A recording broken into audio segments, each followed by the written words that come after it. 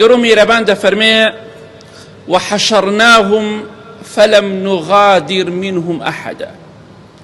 ئێمە مرۆڤەکان کۆ دەکەینەوە و حەشریان دەکەین، بەڵام یەک نەفەرێک بەجێ نامێنێت. بۆیە دڵخۆش بە، خەم مەخۆ.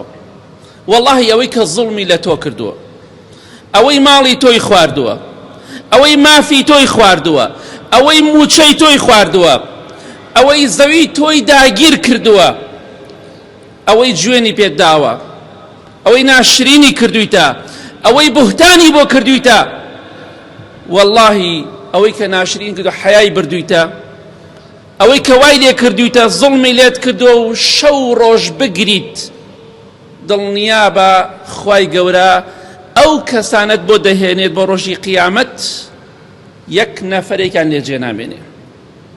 هەموو مافەکانی خۆت، هەموو حەق و مافەکانی خۆت وەردەگریت.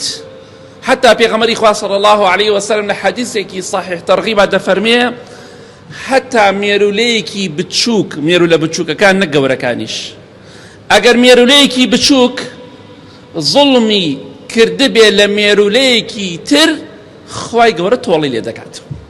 بۆیە بەخوا یەک دینار، یەک سنت، یەک فلس، یەک بەقەت تۆوی خەردەلەیەک حەق و مافت لای هەر کەسێک هەبێ، وەڵڵاهی خوای گەورە حەقەکەت بۆ دەگەڕێنێتەوە لەو ڕۆژەی کە ملیۆنەها و هەزارها وەنی ئەم دنیاە پێویست بۆیە کە خوای گەورە حەقەکان بۆ بگەڕێنێتەوە.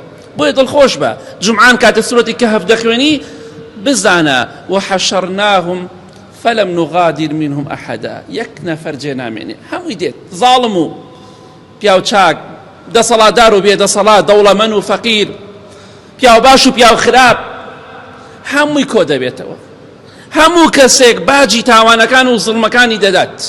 بۆیە خەم مەخۆ و هیچ مافێکت نافەوتێ مەڵێ فڵان کەس ماڵەکەمی خوارد، حەقمی خوارد و مافمی خوارد. ناوەڵڵا بەخوا ڕۆژێک دێت وەری دەگریتەوە ئەو پەڕی دڵخۆش دەبیت.